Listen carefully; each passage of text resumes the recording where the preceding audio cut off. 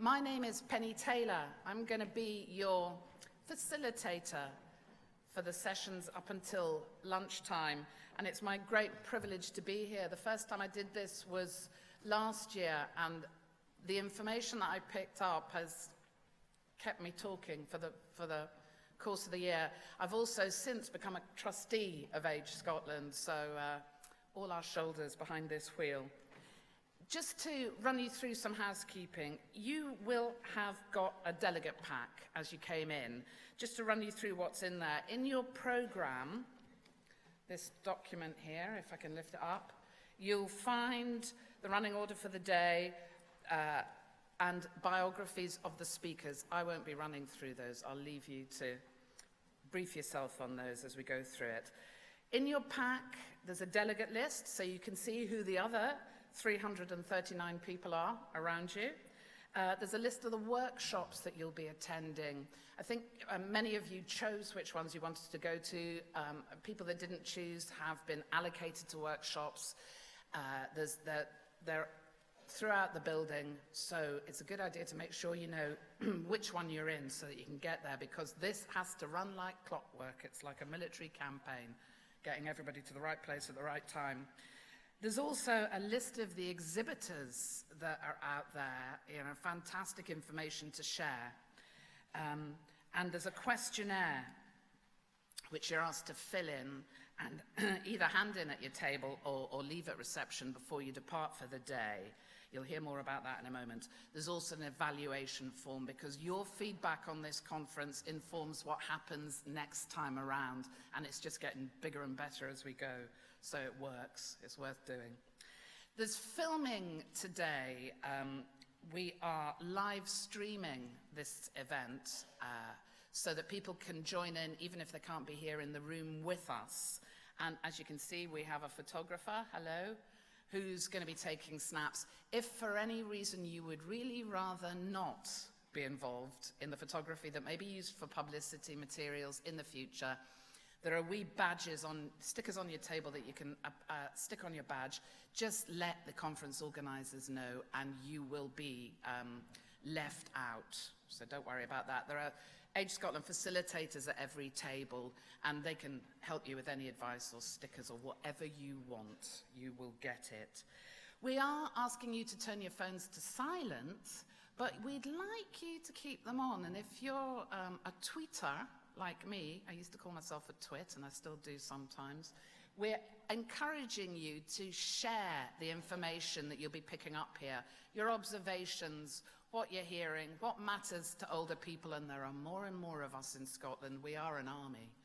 It's #LaterLifeConf, and if you are so inclined, if you could add @Age Scotland, it will be shared right across the network and out into the world as we speak. There's no fire alarm expected today, so if one goes off, it's for real, and we do the usual, basically follow we green men, and I'm sure that we'll be told. I'm meant to technically read you all. No, let's just deal with that if we have to. It'll be fine. In the foyer out there is where all the refreshments are served, where you've got your exhibitors, where you've got your lavatories, where there is reception, and if there's anything you need to know, there are hosts of people on hand to help you. We have electronic note takers with us. Jackie and Gordon are sitting over here busily keying in. They're going to be producing a live transcription of this that you'll see going up on the screen. We also have a sign language interpreter. We'll have Leslie and Rachel throughout the day. At the moment, working at this table in the front. If anyone would benefit from this, again, let us know. Come down here and you'll be able to take part in the sign language interpretation. So if that's an issue for you, feel free to get up and shift. We'll make space for you in the table at the front here. Now, the theme of this conference is Quality Matters in Later Life. And on your tables, you will find 2 balloons that we're asking you to consider filling in for yourselves, because they will feature later on. I'll let you know more about that later. One is, for you, life is good when, what makes life good for you? And then the other one is, life is not so good when. You know, what gets in the way of you making the most of later life? Or what do you think will make it help or get in the way when you reach that stage in life? You will hear more about what we're doing with that in a few minutes. But first, and I've just picked up notes I shouldn't have picked up here, I would like to introduce, if I may please, the Chair of Age Scotland to kick us off, Paul Adams. Would you give him a big round of applause?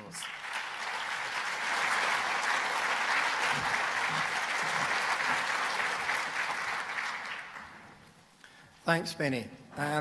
Good morning, ladies and gentlemen. I'm Paul Adams, the Chair of Age Scotland, and it's a great privilege of mine to welcome you today. This is our second national conference.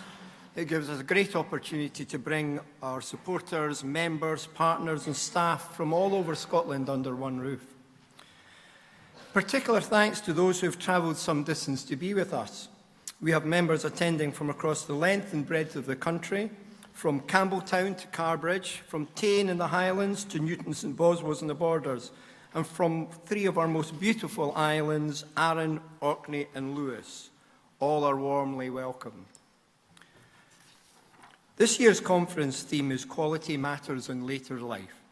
Of course, everyone will have their own personal views on what's important and what makes for quality of life. And during the course of the day, we will have the opportunity to explore and discuss matters around that and give different perspectives on how we feel. This morning we have some terrific guest speakers who will share their insights and experience on the topics with us. And in the afternoon and during the presentations of the 2016 Age Scotland Awards, we will meet some of the Age Scotland member groups and partners who are doing great and wonderful work across the country to ensure a good quality of life for our older people. We have 18 stalls at the conference this year covering a variety of themes.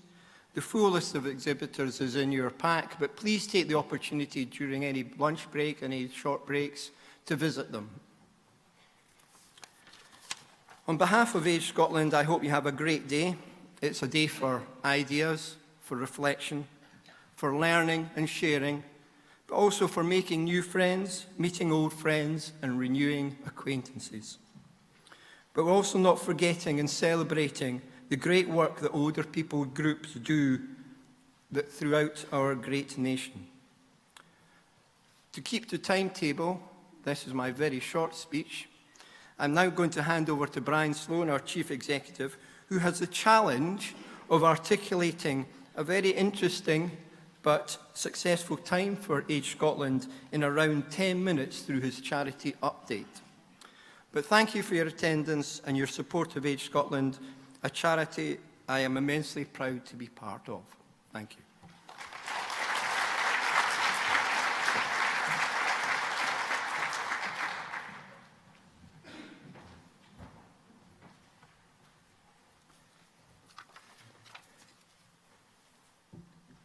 Good morning, everybody. Can you all hear me if I speak about this level? I'll look at the back, top, thumbs up. Yep, great. A bit of a dilemma. I've got 10 minutes. For people that know me, I tend to go over my time slot, so that's going to be a challenge. Further challenged when our note takers and our sign language lady said, could you speak slowly? I'm also not allowed to wander about because it is being live streamed, so I've got to be static as well. So there's a lot of pressure on me here. But what I do want to do, I just want to use this opportunity actually to highlight we have had some structural changes within the charity. We have many new faces that have joined us, and I just want to introduce you to some of them because we are here to support you, our member groups who are doing extremely valuable work in the community. But I just want to explain some of the background to this. 2015-16 was a really tough year for us as a charity. And not just Age Scotland, I think we would all probably acknowledge the fact it is tough across the sector. Funding is very difficult. Fundraising has become harder. We've not been helped by a lot of sort of what we call charity bashing and things happening in the sector. And we have been affected by it. So we really had to make some strategic decisions to make sure we built and continued with solid foundations to really ensure the long-term future of our organisation. So I'm just going to talk about our community development here because it's most relevant to you, our member groups. We do have a different delivery model, and we did have to reduce the size of the team at the back end of 2015. That was done with a heavy heart, but we really had to do it and actually adopt a new strategic direction. And that's what I want to explain to you and just introduce some faces to you that I would encourage today is about networking, visiting our stands, getting more information and meeting these people who can help and support you as member groups. I have a few photos of faces. Some of my colleagues might not thank me for it. Some don't like seeing themselves on the big screen. But that is a new team. That is our community development team.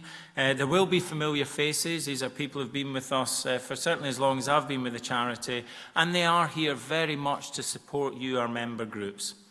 But as I said, we just had to embark on a different strategy. And really, we have tried to find where we can get funding support for initiatives to take out to the community. An example of that would be our men's sheds. We're at Age Scotland really trying to support and enable the growth of men's sheds. Tim and Ian that you see up there have joined us and are national development officers for the growth of men's sheds. And we're really thankful to both the Scottish Government and the Robertson Trust to provide us funding to provide this support across Scotland, and also we got a grants pot as well. So there is still money in that grants pot for the development of men's sheds, and that is something that, again, Tim and Ian are both here today. Please speak to them and get contact details if you even don't get the chance today. Another initiative we got some funding from, many of you might recognise this face, Douglas McNaughton. I think that's his 007 look, looking very suave there, Douglas. This was funding we got from the British Olympic Association and the Paralympic Association for Get Set for Community Action. And basically Douglas is working on community projects across Scotland aimed to make communities healthier, happier and active. These two ladies you might have met today as well, Jenny and Yolanda, are allied health professionals who have been with us. And again, very important work they're doing, where their key aims are to promote activity and healthy ageing. And they're here today as well, so please meet them. And you can see their personalities just shine out in this. It's just typical Jenny and Yolanda photographs. But please do make a point of seeing them as well. They're there, here to support member groups. And one plea from them, in your packs that you got today, there is a questionnaire that they would really like feedback from you regarding healthy living. I would plead, could you please fill these in and hand them to your table hosts or at reception as well? We'd really like to gather that information. Early stage dementia.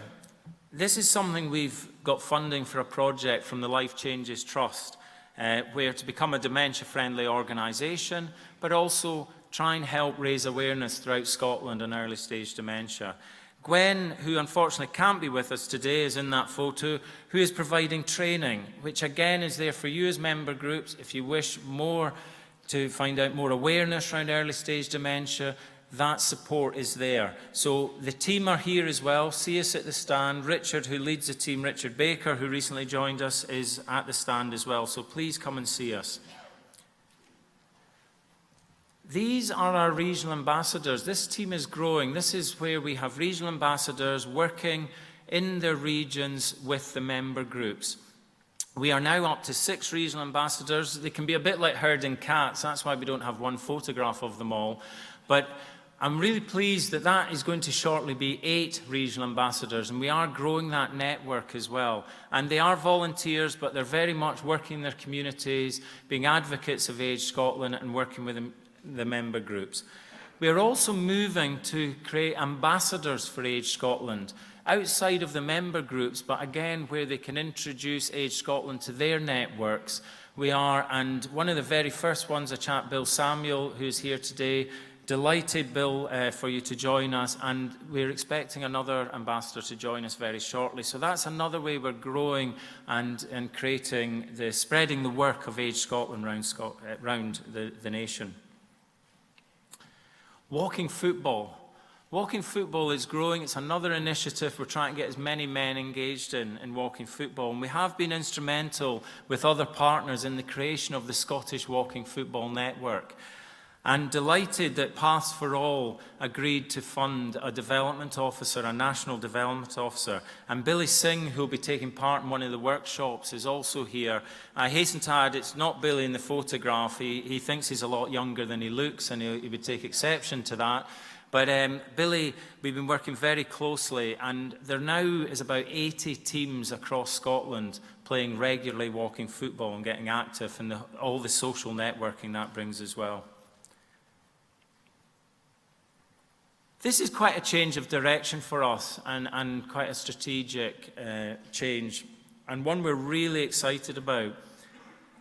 Just to announce our first brand partner. This is Age Concern Orkney, who have agreed, and we've been working with, to become our very first brand partner in Scotland, and they will be branded Age Scotland Orkney. Gillian Scoose, our Chief Executive, is here today with Jeremy Richardson. Delighted for you to join us and to travel from Orkney to be with us, and we're really excited about this and the prospect of getting an island view, and for us to take for any campaigning, lobbying, and just working and again spreading the awareness of the work we can do jointly. So welcome, and I think a very exciting initiative. Just on that, when I mentioned policy and campaigning, they do get on. This is a policy team. They're not separate photographs. Again, we just couldn't get them in the same room. Oh, I've lost this. Oh, no, it's there.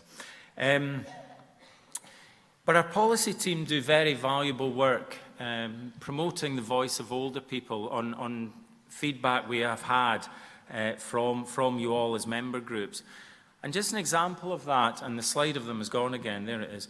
Just an example of that is through a big strategic objective of ours is trying to eradicate loneliness and isolation amongst older people across Scotland. And we were very pleased an inquiry committee was held in Holyrood around loneliness and isolation. And the result of that was a debate in the Parliament.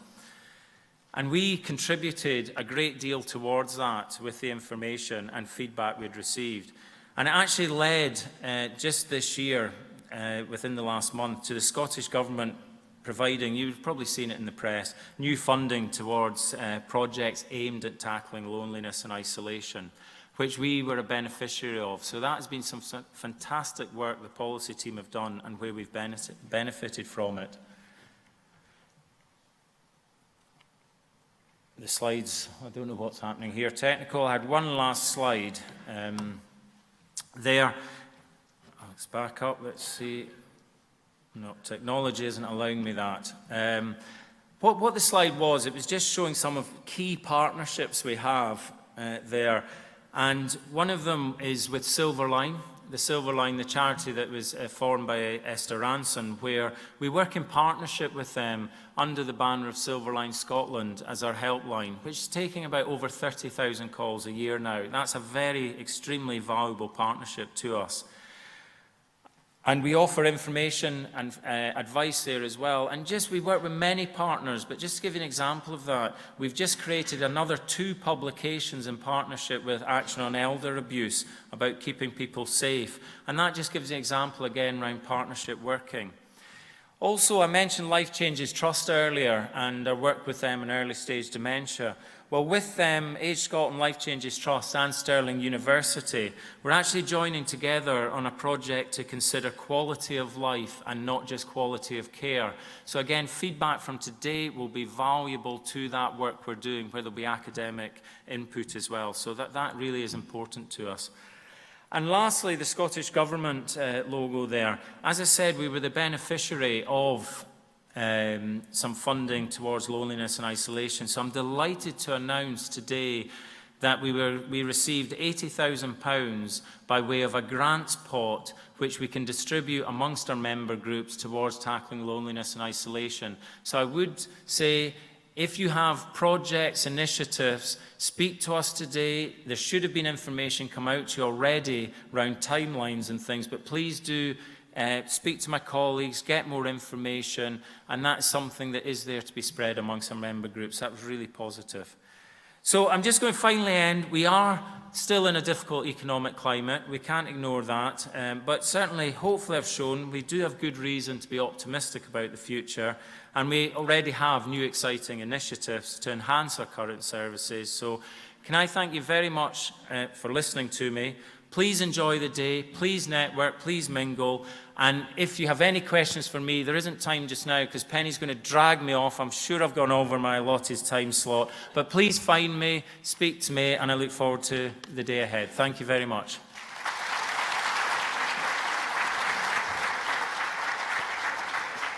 Okay, before we hear from our speakers, we get some audience participation. Your thought bubbles here. We've got a few minutes for you to think about this quality of life issue. What matters to you? What makes life have some quality for you? And what makes it harder to have that quality? And then we'll get some responses from around those tables. So the clock is ticking. You've got about 3 minutes. Thank you.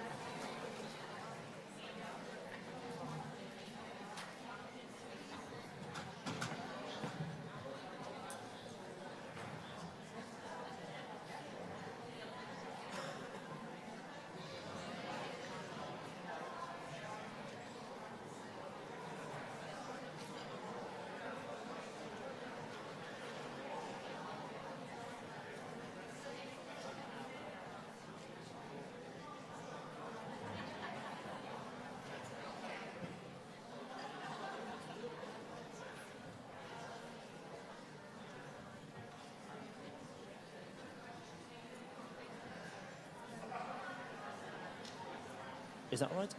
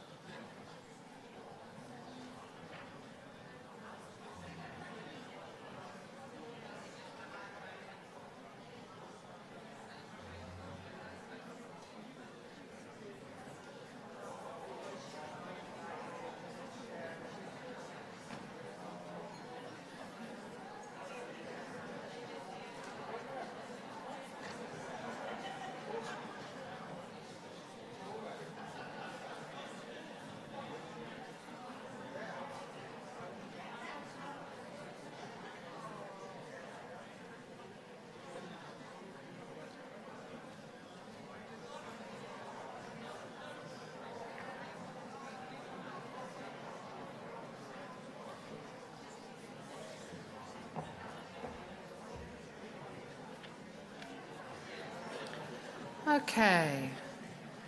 Hopefully you've had enough time to articulate some of the key things that make life better for you and some of the things that get in the way. I'm going to be coming around in a couple of minutes with a microphone asking you if you would be willing to share those thoughts with us for a very few minutes. I'm not going to be able to get round to everybody, but wave your hands about if you have something pressing to say that you really want the rest of us in this room and the rest of the world to hear about what matters to you and what makes life difficult. Just to let you know, and I should have said this when I introduced, so apologies for this, if you want Wi-Fi, the network you want to join is HX Conference. That will come up if you go to your Wi-Fi list on your smartphone. And the password, all lowercase, is conference1. Conference and the number 1. Okay? So hopefully that'll get you online if you can't get a reception in this room. Now I'm going to come down, grab my microphone. Anybody particularly want to start us off with the answers to those questions, or the bubble, filling in the bubble? Life is not so good when, life is good when. I'm looking, nobody's waving their arms yet, so I'm going to have to ambush somebody. Get braced.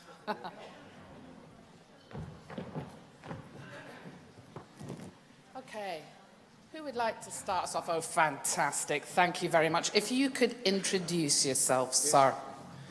My name's Graham Wilkinson, and my life is good when I'm realising that my aims and ambitions that I've created when younger are coming to fruition. So I'm all about looking after my wife and family and making sure that they're starting off in life well, and I'm beginning to see that now. Thank you. And it's not so good when?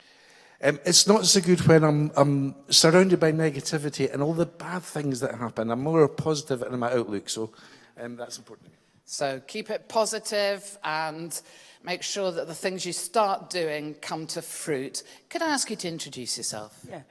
Yeah. Don't worry, you speak. My name is Dr. Balkishan Agrawal. I am a retired GP, and also I have experience of accessing the health service. Yeah. So experience of both, provider and user. Great. And what it makes life good for you? Well, I think life is good when you are healthy and you get help and support from your family, friends, and community. And what makes it less good? Well, life is not so good when you are lonely and when you are struggling with health problems, especially when help and support is not readily available. Okay, thank you very much. Important points to be making. I'll come up to you in a second, sir, if I may. Mine are exactly the same as this In gentleman. that case, we'll leave it there Yes, then. that's fine. Thank you very much. Just in order so that we can get, if we're making different points, is there anything you haven't heard that you want other folk to hear about what matters? I'm coming to you. Would you introduce yourself? I'm David from Glasgow.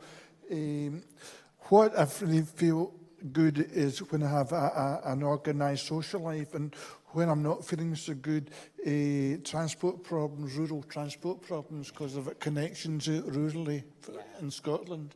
Thank you very much. Really important issues. Anybody else want to share?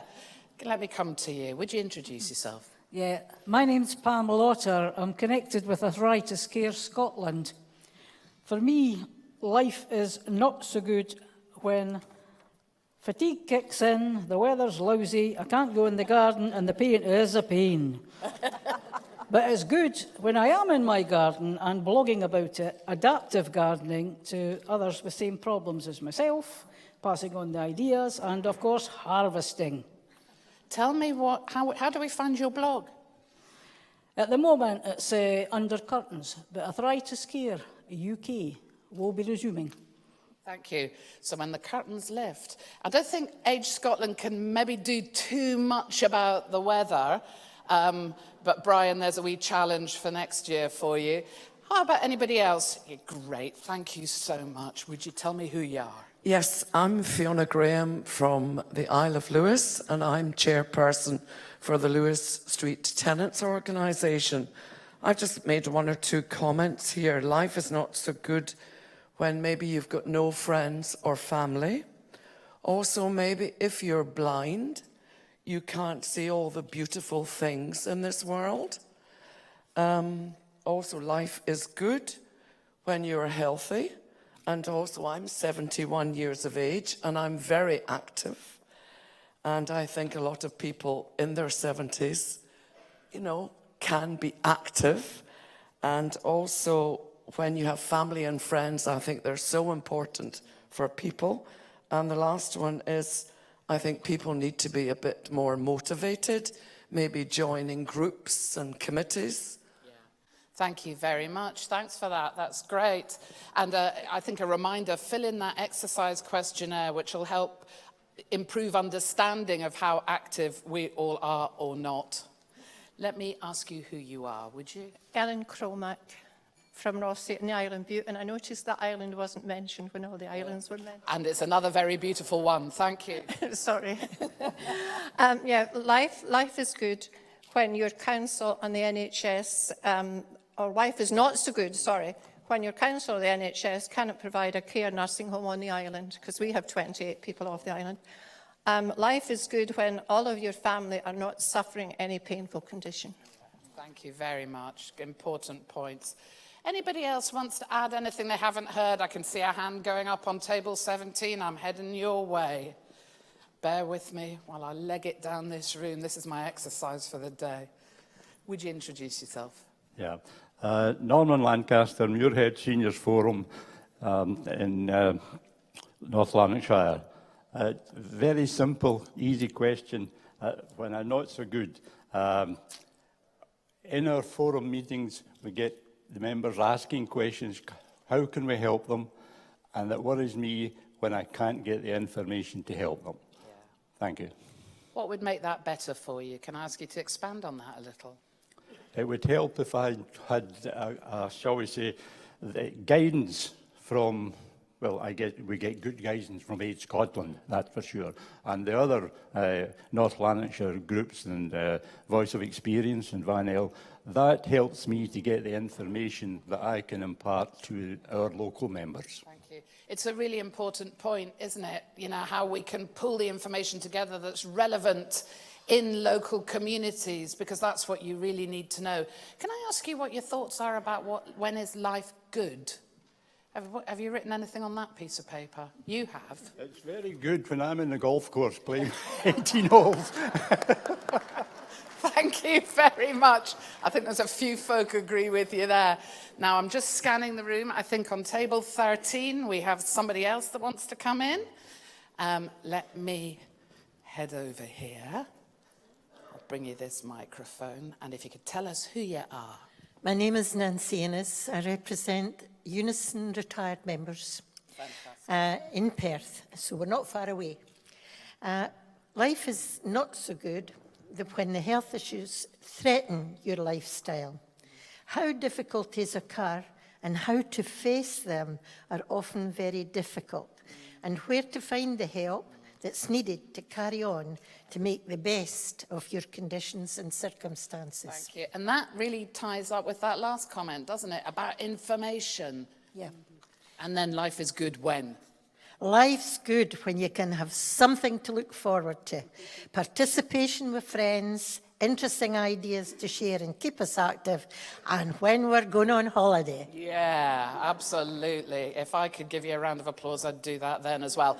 Now, right over the other side of the room, I'm going to take our final comment from someone, but what you've written on those bubbles is not wasted. Please leave them on the tables and they'll be gathered up and they'll be used in all sorts of interesting and exciting ways, and you may even see your comment picked up. Let me come here. Is it you, sir? Hi, I'm Lewis Thompson. I volunteer for Age Scotland. I'm a serial volunteer. I volunteer for all kinds of things. I would like to give advice here. Never ever ask Scottish people for negatives. Oh, well, okay, well, we've got to hurry on, though. I'm going to give you positives. For me, and this is perhaps adding a little, life is really good when I'm with my grandchildren and when I'm with my children, and particularly when I see the good and moral people that my children have grown up to be. Thank you very much, and well done for that. Oh, I think we had somebody else over here for a very final one. Yeah, I'm Bill Martin from the Scottish Pensioners Forum. I think one of the main things is life is not good when you have money problems. Yeah. And I think that's a message to Mr. Osborne today. Maybe he could ease up and give us a wee bit more cash in our pocket, and then we can enjoy ourselves. Yeah, thank you very much. That is a fine point, I think, to draw this particular conversation to a close on. We have the chair. I have to allow him to go over time. Yeah, I would just like to say that for me, life is never better than when I'm planning a holiday to the beautiful Isle of Bute. Yeah, schmoozer, you. All right, great. Now we are getting back into the programme. And as I say, leave your balloons on the table and they will feed in to the work of Age Scotland. I don't know if you can hear that. Am I back on the mics? Yes. We are now going to hear from 3 great speakers. They're going to take questions at the end, so we'll get another chance to bring this microphone round to you in one moment. Could you please first welcome Fiona Cooke of My Home Life Scotland. Would you give her a round of applause? Thank you.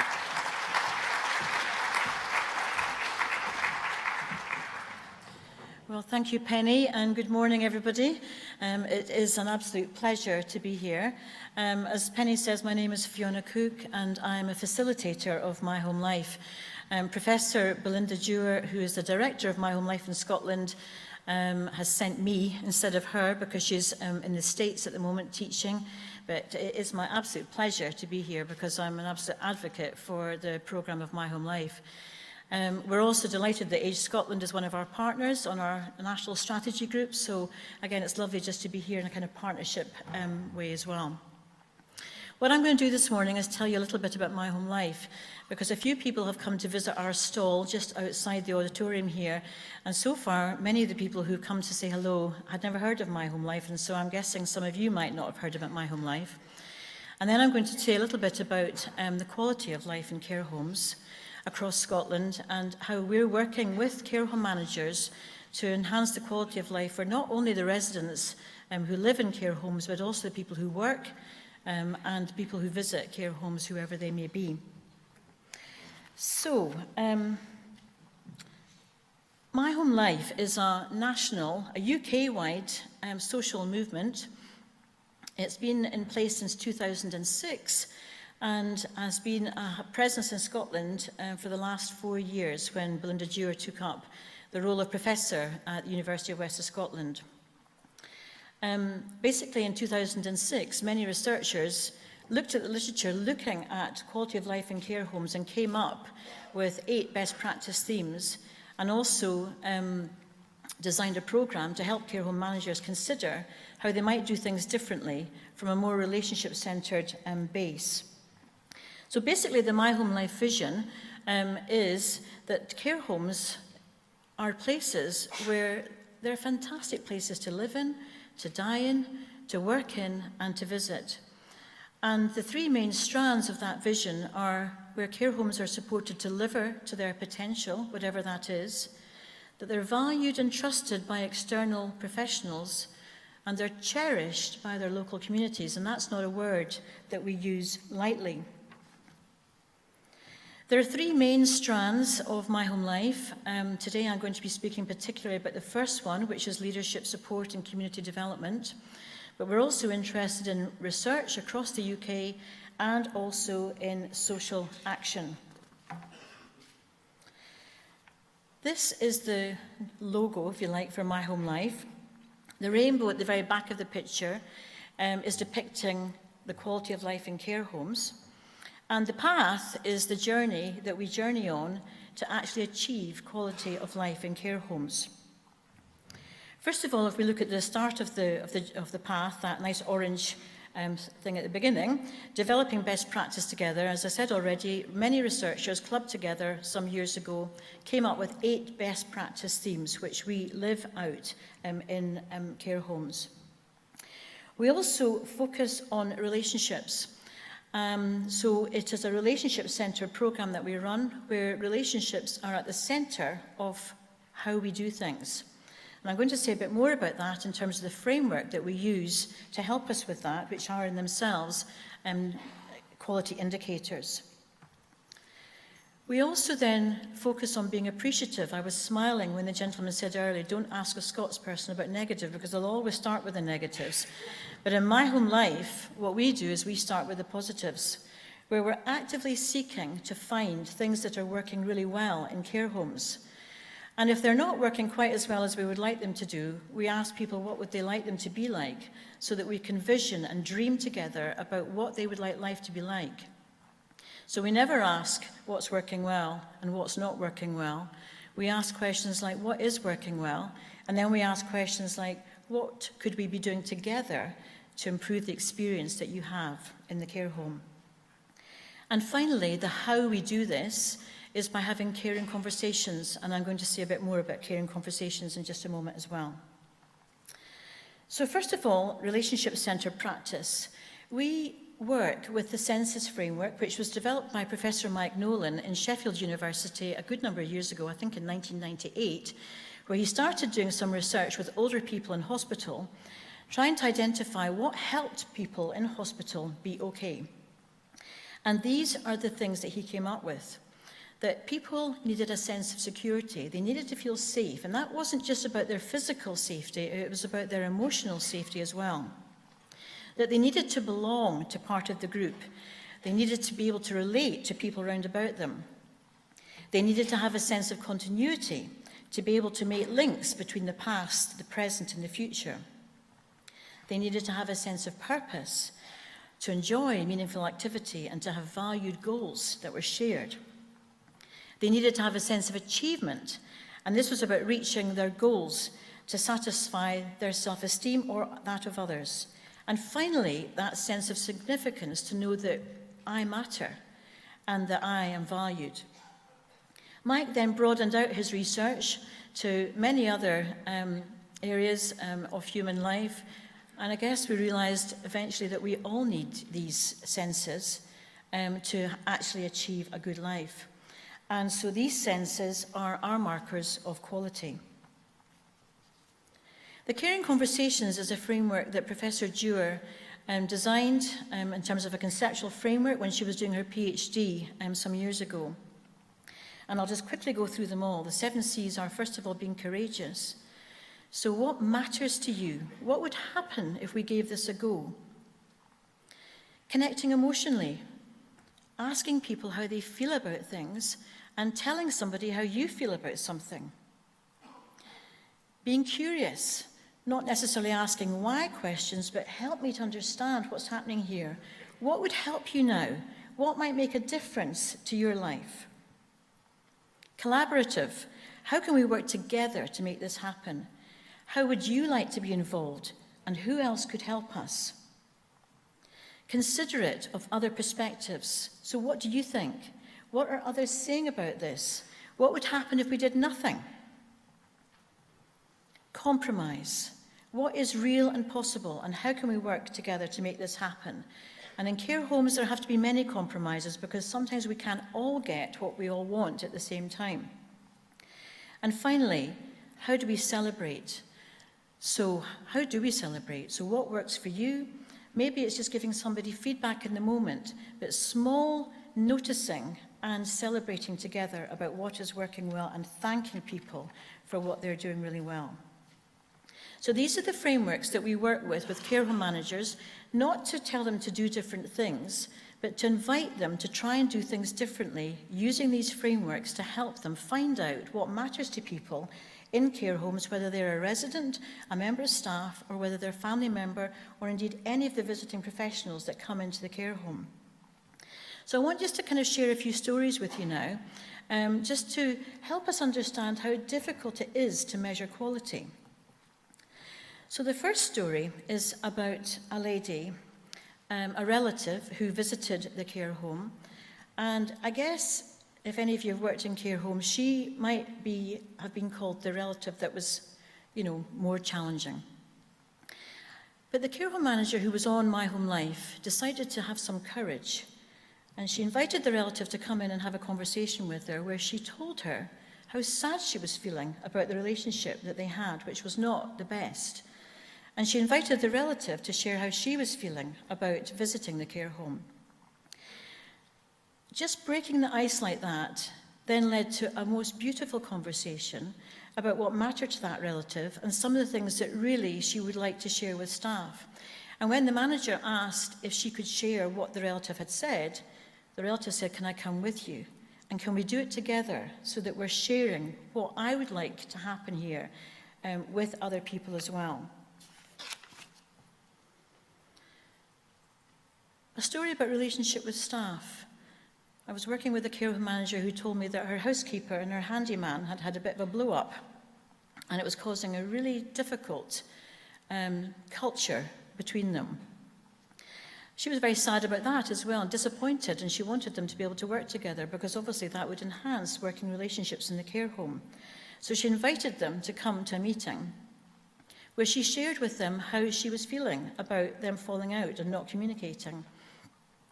And through the use of images, which we use a lot in my home life, she invited them to share how they felt when they were having the argument and how they would like to feel in terms of their professional working life together. And again, from there, they actually managed to have a fantastic professional relationship, and it was joyful to hear them speaking to each other again. I'm nearly done, Penny. Finally, a relationship with a resident. When we asked residents what matters to them living in a care home, we were surprised to hear that one lady said that actually what mattered to her was when she was feeling low, that she actually would have preferred to have been left alone. So how difficult these are to measure in our normal methods of measuring quality. Satisfaction questionnaires, increase in staff morale, or whatever.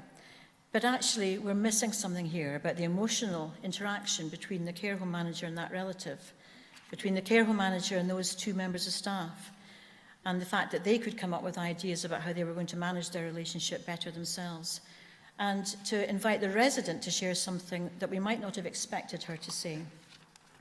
So finally, we need to capture these nuances of caring. There is something beautiful about caring for and about one another, which we're really actively seeking to do in my home life, and the stories that we gather can help us measure the quality of life in care homes. Thank you very much indeed. We will have the opportunity to hear more from Fiona when we get into the question session, but just to say, I was in a care home in Perthshire yesterday where exactly these conversations were happening and where nursing in those settings was described to me as the essence of nursing. It really matters. We'll pick this up. Our next speaker is a community artist and designer of the great Tapestry of Scotland, which many of you may have seen. Would you please welcome Andrew Crummy?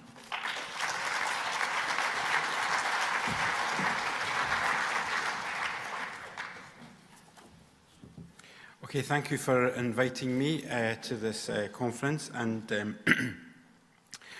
just to say that there was going to be the panels outside from the Tapestry, but they're not going to be there now because something external things didn't help this happening. So, but you will be able to see them at the Verdant Works at Dundee. I think it's from this Saturday. So my talk is going to be fairly brief, but what I'm going to talk about first is okay, I don't know how to operate this. This is the only problem, but you put it. All right, okay. Yeah. Did I just press the green button? So. No. All right, okay, right, got you. Thanks, great. Okay, so now I'm going to give you a quick ramble. So I designed the Great Tapestry of Scotland, the Battle of Preston Pans, and the Scottish Diaspora Tapestry. And that involved 2,000 people worldwide, most of them in Scotland. The Great Tapestry of Scotland involved 1,000 people. The majority of them are over 50, like myself. And so it's how to work with 1,000 people who want to be creative and want to express themselves. So I want to go back just a little bit briefly and give you a little story here, which maybe explains where I'm coming from. I come from Craigmillar, and my mother, in her 50s and 60s, she was running a thing called the Craigmillar Festival Society. And the story is the essence of all these projects, which is basically when my mother was much younger. I was the youngest of 3 brothers. I'm going to ramble a bit so you get a bit of essence here, but you will understand what this is about. And my mother, she was in her late 40s, late 30s, and she went to local school to ask the headmaster of the primary school if my oldest brother, Philip, could learn to play the violin. And the headmaster said, no, we don't teach these children, i.e. poor children, to music, because it takes us all the time to teach them the 3 R's. So my mother went back to the mothers group, and they did a remarkable thing. Instead of getting really angry and being negative, as we were talking about earlier on, they went away and they were very positive, and they said, right, well, we will show him, we will create our own festival, and we will show you how talented our children are. And so the festival grew and grew and grew, and my mother became this well-known person around Edinburgh and also far and beyond. And this is a statue which was unveiled last year to my mother, and you can see it in Craigmillar outside the library, and that's the story of the violin that I've just told you. Because this is the essence of community arts, and it's the essence of these tapestries, as they're about. The assumption is that everyone is creative, everyone has something to say, young, old, any human being has the potential, poor, rich, whatever, has the potential to say something and to be creative. And so it's the essence of, that's what I was brought up in. And I became an illustrator, and then I became a muralist, and I did lots of murals and things, but eventually ended up working in Preston Pans, and there's a big mural programme there. And this is one of the photographs of the ladies working the Battle of Preston Pans tapestry. And this is a great one because, you know, the great thing about these tapestries is it's about learning, and it's about expressing how great they are at stitching, but also telling their personal stories which are put into these tapestries. There are lots of secret messages and hidden messages and all sorts of fun and everything. And as you see, there's a bit of an age range there. But the great thing about this photograph is this is a time when somebody brought a panel that's being stitched, it's being unrolled, all the ladies always said, the noise they all made every single time this happened was, oh, that's fantastic.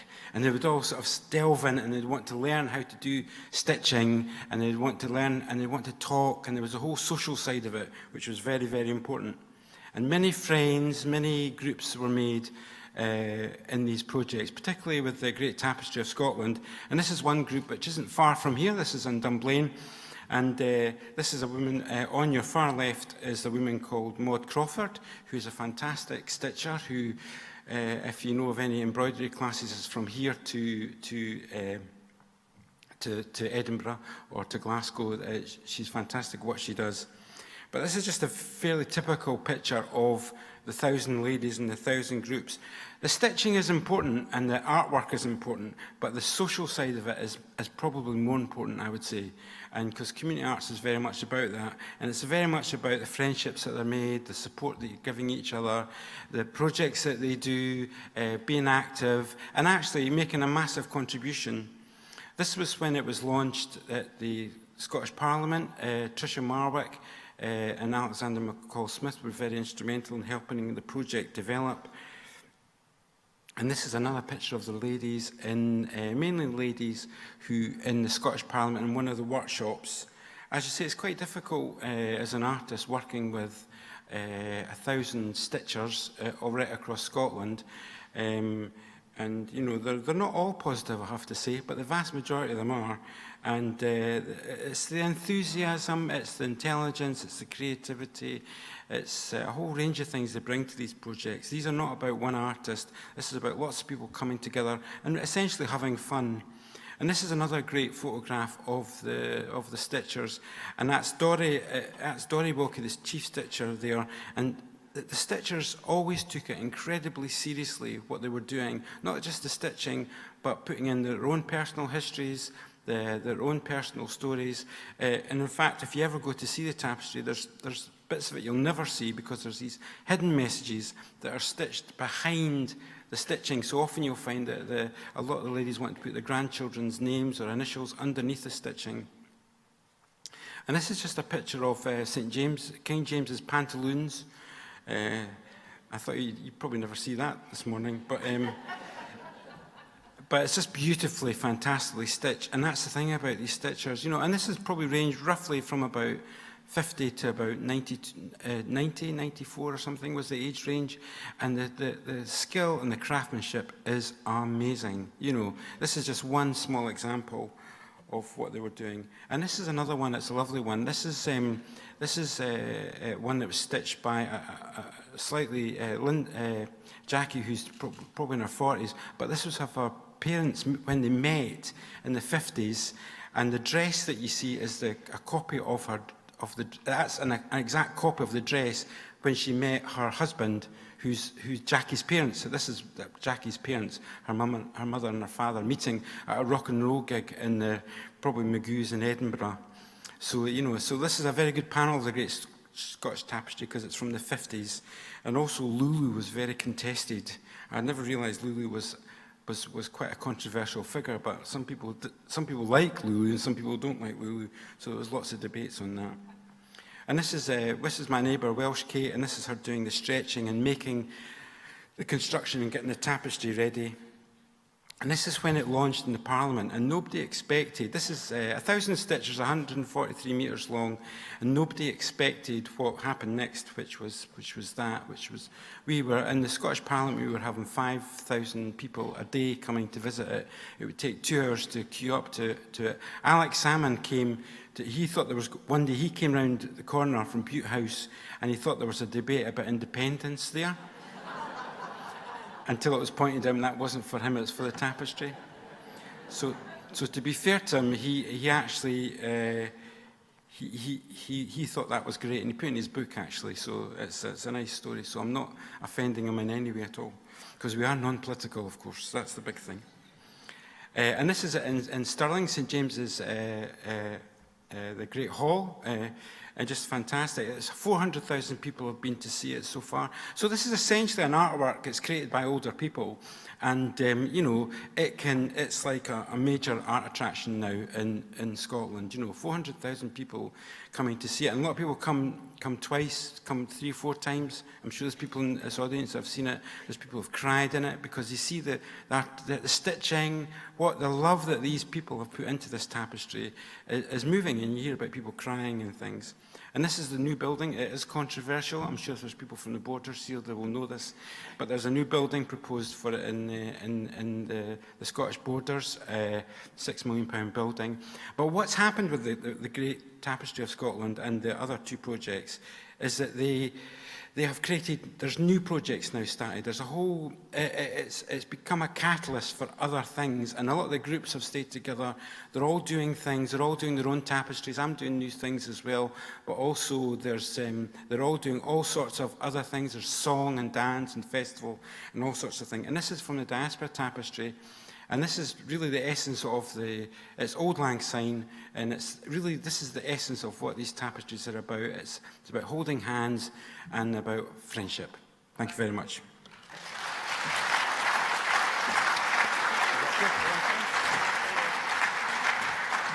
Spot on timing. Thank you very much, Andrew, Crummy. And we've been tweeting about, I love the fact there are hidden messages in that tapestry from 1,000 stitches. That's just beautiful. Our final speaker, before we get into some questions, is Greg Lloyd, who's Emeritus Professor of Urban Planning at Ulster University. Give him a great Scottish welcome.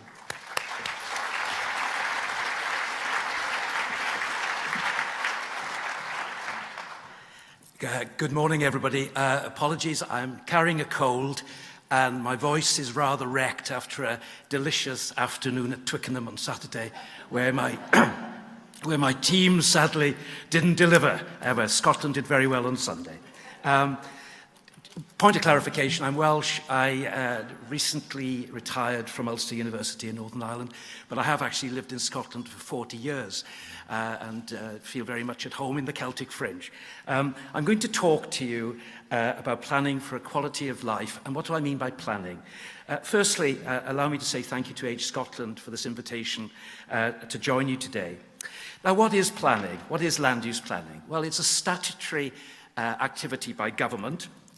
It's actually laid down in law, and it's a very powerful instrument by which we try to secure a quality of life for us all, to make sure that the appropriate services are in place, that we actually create and make places that actually do us good, places that we want to be in. Now, to many people, land use planning, which is responsibility both of central government and, of course, local authorities, is a cause of great upset and frustration. People don't get a planning permission for a house extension, or they object to a wind farm being constructed somewhere close by, or they see other things happening which are actually, they feel, are inhibiting their own quality of life. Yet, land use planning is far more than just front porch extensions. It's actually about creating that environment, that atmosphere in which we can all live and thrive together. Now, what's really exciting about being here today is, of course, one of the forefathers of planning was Patrick Geddes, Sir Patrick Geddes, born in Ballater, but grew up in Perth, worked shortly in Dundee before going to Edinburgh, and then moved across the world. But the wonderful thing about Geddes, and he was writing in Edwardian times, was that he saw the link between people, work, and place. And he used that linkage to try and argue that when we plan, we need to be planning on a big scale. He invented the idea, for example, of city regions. And we have 4 city regions in Scotland today, because we can't divorce urban from rural. We can't divorce all the various activities that go on in the world, except we do. And that's the problem. And I'd like to come back to that, if I may. Land use planning is actually relatively new. It was the 1947 Town and Country Planning Act which brought it in its present form. And that act was very important because it was part of the welfare state. It was part of that rebuilding after the Second World War. But what it did was nationalise development rights in land. Therefore, whilst you can own land privately and use it for its existing purposes, to change it as defined by legislation, you need to go to the local authority and ask or request planning permission. Now, many people get very excited about the planning system, but it's actually made a major contribution to our well-being. We've got green belts, we've got national parks, we've got new towns, we have infrastructure, we have roads, and we have all those community facilities that are actually going along with those changing communities. So in essence, planning is about the public interest. It's trying to find that balance between social, economic, and environmental. It's actually trying to find the balance between the short term and the long term, and also make good the mistakes that we've made in the past, contaminated land, pollution, and so on. Yet, all that is currently being eroded. And one of the big problems is that planning is so badly misunderstood by the community. Now, one idea that's come to me when I look back and reflect over my career about how the planning system has worked is that in 1947, planning was there to rebuild the economy. There were bombed areas, there were slums, there were all sorts of damage because of the war. And planning was set to, make it better, raise housing standards, put in schools, put in clinics, put in libraries, and so on and so forth. And it did so. And it did so, actually, I think, very, very effectively. But the model on which it was based actually was slightly skewed. It took a view that the people, the community that it was building for, was the nuclear family. Mum, dad, 2 children, and a little bit later on, a car. And as a consequence, people in later life actually were, if you like, taken care of by default. There's a most beautiful little thing you can see on YouTube about a 1948 film promoting new towns in London called Charlie, if you're interested. And there's a lovely throwaway line in it, and it said, of course, for older people, we'll provide bungalows. There you go. Wonderful. That's how the planning system tended to see people. And I think now there's a need for a change. I'm going to make 3 points, if I may. The planning system has been wrong-footed to a certain extent. Firstly, because of economic change. We've seen the economy restructuring. We've moved away from manufacturing and industry. We're now a service-based financial economy. And that has created all sorts of problems. We have a highly uneven economic geography. London in the southeast, for example, is dominating the British economy. And it's actually causing all sorts of problems running through skills, housing, and all sorts of facilities. So the economy is particularly bad.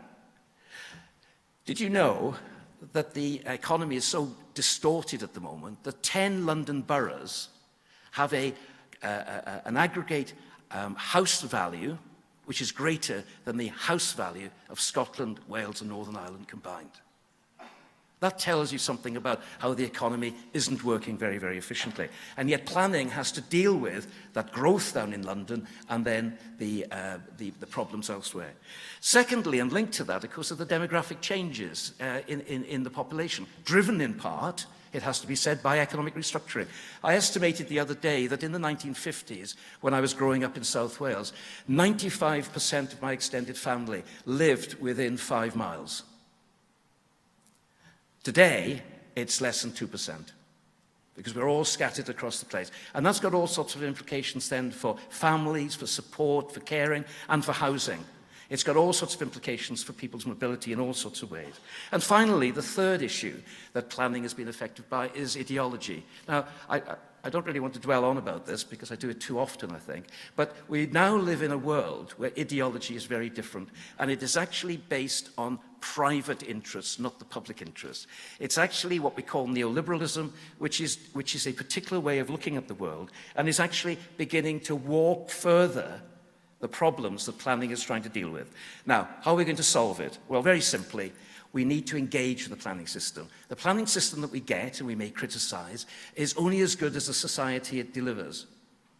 And as a society, we're not very good at connecting. We don't join up. We don't integrate health and housing and so on. We don't integrate old and young. We don't integrate north and south, east and west. We're a very fragmented society. We have created what David Markand, the eminent historian, has described as a new moral economy.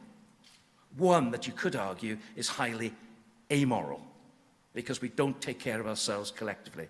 Fiona, your lovely caring conversations are fantastic, because I think what they do is actually tell us what we could do for society as a whole, that we should start to engage with planning, to support it, not necessarily just criticising it, and try and ennoble it. And I tell you for why that's important, because at this moment in time, in England and in Scotland, major reviews of the planning system are being undertaken, and the emphasis seems to be we've got to make it quicker, slicker, we've got to make it faster, and that's simply eroding what's left of the public interest. Thank you, you've been very patient.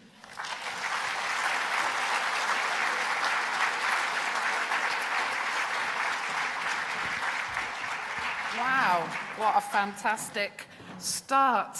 Lots I didn't know about. On top of 1,000 stitches, I had no idea that our planning system was a key plank of our welfare state. I'm certainly going to look at it differently from now on in. This is your opportunity to put any questions that you would like to put to our fantastic speakers here. We have, I think, a couple of roving microphones in the room that can come to you if you wish to wave your hand. Yeah, we've got one hand going up on table 18, we have another on 7, we have another on 2. Let's start there. So we're starting on 18. Would you wave your hand again, please? Thank you, and we'll bring the microphone to you. If you would introduce yourself, that would be very handy, I know, for our note takers, as well as everybody else. I'm Rob Snodgrass from Grey Matters in Argyll. I'd like to make a point to Professor Lloyd. Nobody would suggest for 1 minute that a modern house isn't more efficient than, say, a Victorian working man's cottage. But equally, nobody would agree that a modern working class council house is more attractive than the Victorian cottage. For every one person who lives in a house, 10,000, 100,000 will walk past and see it as a piece of sculpture. Shouldn't there be more emphasis in the planning system on the appearance of houses? It's down to your taste, isn't it? We'll bring you a microphone. I don't know if you've got to have mics. Can we please get a microphone for the panel? Thank you. Excellent. Sorry about this. Thanks. Thank you for that question, actually. It's one that I've heard mentioned quite a number of times. The interesting thing about the planning system is that it regulates and it delivers on standards, whether that's building standards or roads or whatever. But the essence is that planning is essentially a technocratic exercise, because professional planners make a judgment and they advise politicians who actually take the decision. So actually what we need to do is to have conversations with our politicians to actually get them to raise the game. You know, the planners are simply delivering what the political system wants of them and the priorities that are laid down and the funding that is released for new designs and what have you. But I agree with you entirely. I would love to see a very higher standard of architecture and design and much more connectivity. Much more connectivity between them. And I was intrigued by your reference to bungalows, because I saw a tweet the other day that was basically saying, bring back the bungalow. Are you for or against the bungalow? Well, I grew up in a little seaside town in South Wales, and it was all bungalows. Yeah. Personally, I hate them. Oh. Feel free to heckle. Now, I think we're going to take another contribution from the floor. Where were we going next? We were going to number 12, please. Table 12. If you could get the microphone across to table 12, thank you. And if possible, if you could keep your contributions short, we'll get a lot more in. Thank you. Sam Gibson, the branch secretary of Unite Retired Members Lanarkshire and a member of the Regional Retired Members Committee. I have one brief question for my life and one for planning. Thank you. My life, I think I've got it after your excellent presentation. I think, as I got it, the key person is your contact with the care home manager. Yeah. My question is, do you have a list of care homes where the care homes have got it and have a relationship with you? Thank you very much. A good question. And then I'll have a second one for planning after that. Okay. Can you just answer that one, Fiona, if you would? Because it's really interesting. How do we as consumers, as potential residents and families of residents, know where there is a good culture and where there isn't? Yeah, no, it is a good question, and thank you, Sam. To my knowledge, there is not a list in Scotland of the care homes who have been through My Home Life programme, although I could tell you a good number because I've been the facilitator on a number. But we really partner with Scottish Care and local authorities and NHS organisations to, if you like, get in the door of care homes and do a presentation where we invite people to come along and just say, is this the kind of thing you're interested in? You know, in terms of actually helping you to relate better with the communities in and out with the home. So I think we've been working in every local authority in Scotland apart from Argyll. And funnily enough, in the Central Belt as well, so Stirling and Falkirk and some of these areas.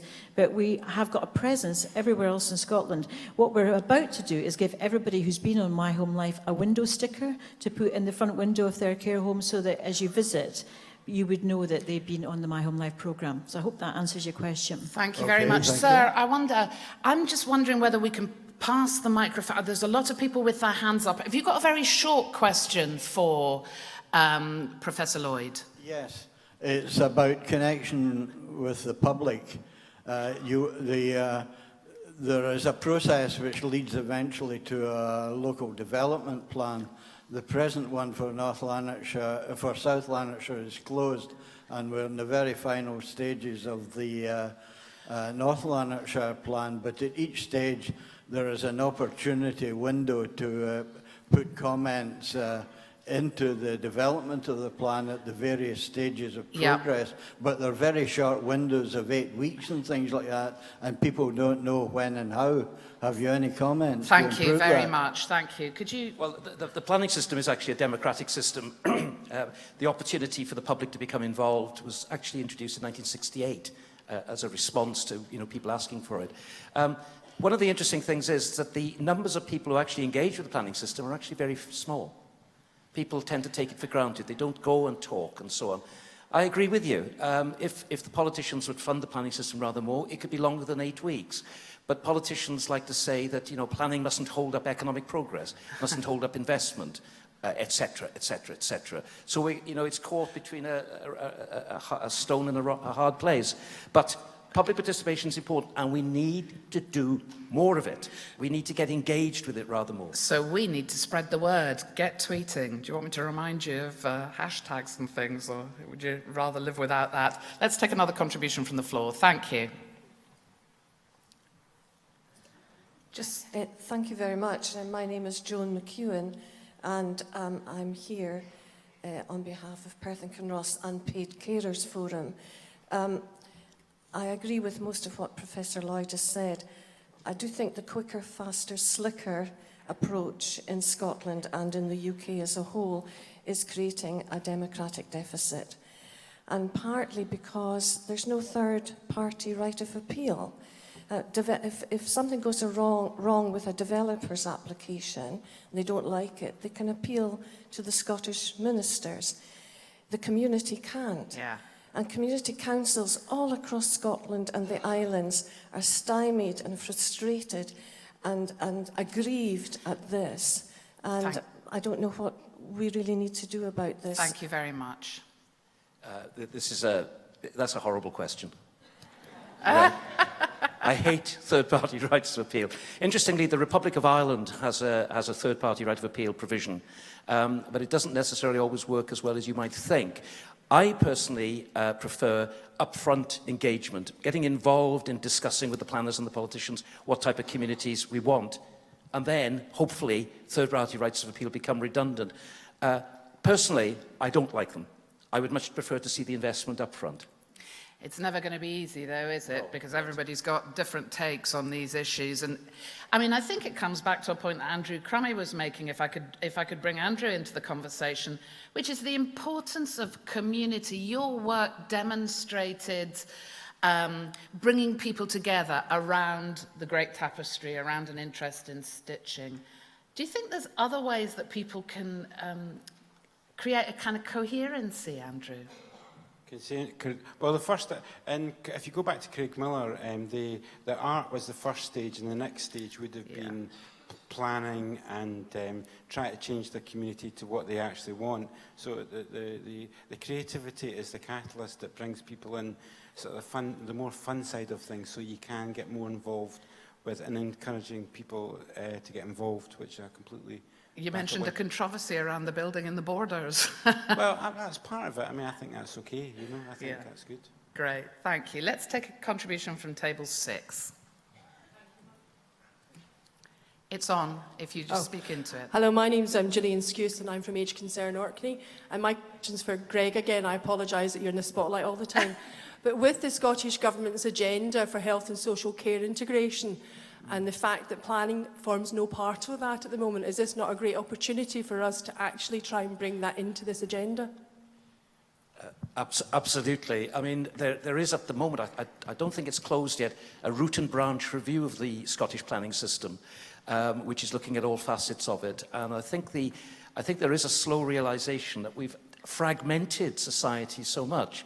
You know, we don't link housing and health and all these types of issues as we should, education, young people and so on. I'm reminded of the story about Aneurin Bevan, who, when he was setting up the National Health Service in 1948 or whenever, he had the brief of housing and health. And Clement Attlee, the Prime Minister, said to him, listen, I think that's too big for you. You know, one or t'other, please. And he says, no, you can't separate them. We've got an opportunity then to make our voice heard about joining up in Scotland. Thank you for a very good question. I'm coming over here now to table 11. Thank you. My name's Denise Fagg. I'm a volunteer for many years now for activities in care homes. I would like to ask Fiona, the problem that I see in care homes today is that the people who reside in care homes today are mostly dementia, high level of dementia, advanced Alzheimer's. So many of the things that you would expect staff to communicate with residents is virtually impossible, and that the level of expertise that they need to demonstrate in order to communicate is very high indeed. And I wonder how we're going to address this level of training and help. Thank you very much. Denise, you've raised two really important issues, I think. You know, first of all, just the activities in care homes anyway. It was interesting, I did a piece of research for Dumbartonshire local authority a few years ago, and it was one of the questions that was raised actually with the relatives, that they wanted more activities for their loved ones in care homes. Interestingly, when we asked the residents who were able to tell us what they wanted, they didn't want as many activities as the relatives, so that was an interesting sort of dichotomy. I think your other point that you're raising about the level of training and knowledge and expertise that is required to communicate with somebody who has advanced dementia is absolutely vast. And I actually don't know if there's one definitive answer. I think there's lots of different answers. We've heard already about how Age UK are partnering with other organisations to help with some of the learning and knowledge around people with dementia. But for sure, it stems from good role modelling from care home managers, for people who are in those positions to have that passion, you know, about helping people with dementia to communicate at whatever level that is. And for that to be a priority for discussion, you know, in the care home, so that we can work together in the care home to try and find out what would help this particular resident at this particular time, because there's not one answer for every resident, and that is how I would like to see it tackled. And clearly a deal more work to be done. For me, it reminds me of that phrase, hard to reach communities. If you turn that on its head, it's you haven't tried hard enough to reach them, and perhaps that's an issue in terms of communication with people with dementia, or maybe I'm being too simplistic. We're going to table 13 now, and then I think it's 29. Somebody had a hand up. Thank you. Let's go to table 13. I'm sorry, Fiona, I have a question for you as well, Fiona. Let's leave Andrew out. My name's Eileen Wallace, and I sit within the Older Persons Reference Group within Stirling, and I also sit on the Strategic Planning Group for Stirling as a public partner. I'm actually quite dismayed to hear that the area that I'm in hasn't actually taken the opportunity. Not yet, Irene, but you'll help them get there. That's lobby. Is it a financial inducement, or with the integration of health and social care, is it actually more important for good practice to be participated in that area? Just if there's finance, I would like to know if you can tell me. A very important question. And you know, Irene, I actually don't know the answer to that question, and I'm sorry that Belinda's not here because she might have more information about that. My understanding was that the government gave the offer of money some years ago to use with shaping older people's care. And local authorities chose how they used that budget, and some local authorities chose to work with My Home Life, and others chose other opportunities to develop that particular strand of work. So I don't think it's a financial thing. I think there is funding available, and certainly under the integration strand of the government strategy right now, there seems to be money, because we are working with local authorities in a more integrated way, so that we're not only working with care home managers, we're actually working with commissioners of service, we're working with NHS colleagues who go in and out of care homes. So I don't think it's a funding issue. I think it's maybe us marketing and us keeping on promoting what we're doing. It may be a prioritisation issue, though, and so it's worthy of further investigation. Let's go to table 29. Thank you. And then another hand was up. Can you? Thank you. I can't see the table number. 23. Thank you. Rosemary Smith from East Kilbride Seniors Forum. I think actually my question may have been answered in the previous questions, but it was about the stimulation in care homes, because when I've visited care homes, I've noticed that people just sit around and they don't have any stimulation at all in a lot of the care homes. Should the government be making a rule for the amount of hours that are used for stimulation? Thank you. I think that's an important question. Can I rephrase it slightly and put this question to Andrew Crummy as well? Could we be doing more as communities, as societies, to connect with environments such as care homes, to offer engagement like yours, and, you know, in whatever form it might take? Well, going back to Craig Miller again, when you use art in a certain way, what it does is it opens up, it takes away sort of more the academic or the sort of the heaviness of planning or people expressing what they want. So you can engage in a slightly different way to do the issues that you're talking about. And there are plenty of examples of that where you're using something like the Great Tapestry of Scotland to get to more, to get to parts of people, what people want to say, which they wouldn't usually do because they can express it through their personal stories or some hidden fears or whatever. So it's a very good way of connecting with the issues that you're doing. I think it's very much about a holistic approach where you involve everything. Would you make it mandatory, to pick up on that question? Would you make, you know, that this must happen? In a word, yes or no? Yes, absolutely. Cool, thank you. Table 23, please. Hello, I would just like to ask Fiona a wee question, just to say that I was quite disappointed to hear there, Fiona, that you don't have a list of the care homes and has not been working with Argyll, which I think it would be quite nice if we could maybe get in touch and try and do something. Can I suggest to you that the My Home Life Scotland stand is to the right of that door there when you go out of this room? Would it be okay if you pick that up with them directly? Because I want to get one more contribution from the floor in before we close this session down. Thank you. Andrew Senyu, owner of Home Instead Senior Care, and honoured to be the last contributor. For an opportunity for Andrew to comment.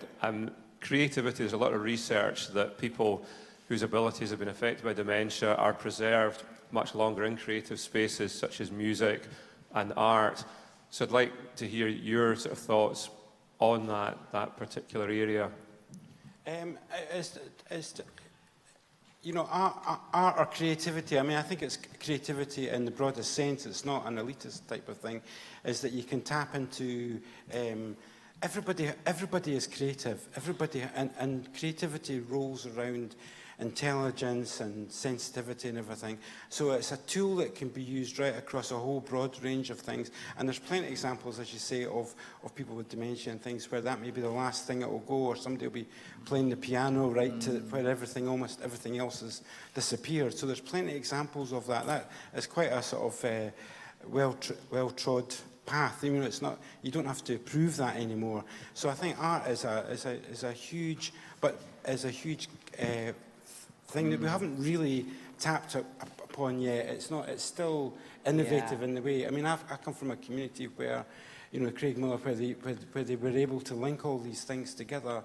And but you do look around at other art projects that are still going today, and there has been progress made. It has gone beyond that, but there's still an awful lot to discover. And I think the big thing about art is everyone can sing, everyone can dance, everyone can write a poem. You know, everyone's creative, and we've that's a seen great this gift that everyone with responses to music and things. Now, I said that was the last question. We have got one hand up at the back of the room. Is there anyone else I have missed?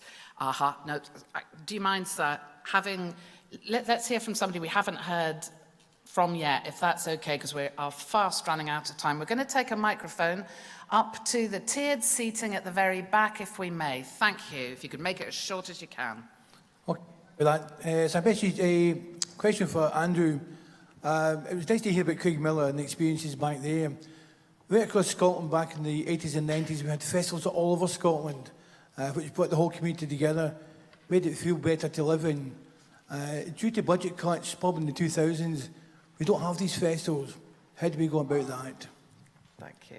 How do you go about getting back to where those things were? Is that what you mean? Yeah. Well, I think it swings. I mean, I think there was a great academic called Steve Burgess who used to explain it like, you know, it will come and go, and gradually we will get there eventually, you know. But I mean, the basis of the pioneering work that went in, not just Craig Miller, but in a lot of Scottish communities around Scotland, and Scotland is actually particularly good at community things. It's got a very good heritage of that. It goes back a way long way, and it's one of these things we can be really proud of, you know. But I think it goes and swings and roundabouts, and it's gone at the it's gone maybe a bit backward, but it's still very much Oops, sorry, we've lost Oh. the microphone. Yeah, No, keep going. No, but I think it's a thing that we can easily get back on and forge ahead with, because there's a lot of experience and there's a lot of wealth there in the Scottish history and traditions. Thank you. And I think that is a great point to draw this conversation to a close on, because I have heard from each of our speakers that, do you know what? It's down to us as well to get going and make it happen and to push for it and to lobby and to ask the right questions. So before I say thank you to our speakers, could I just say that we're going to break for lunch now, and then you go into your workshops. If you would make yourself aware of where your workshop is, because sometimes it can take a wee while to get there. Please, if you're leaving, don't forget your evaluation forms, your questionnaire, and have a very good lunch. Take your belongings with you, because this is one of the rooms that's going to be used for the workshops and then the awards. Please thank very much 3 great speakers.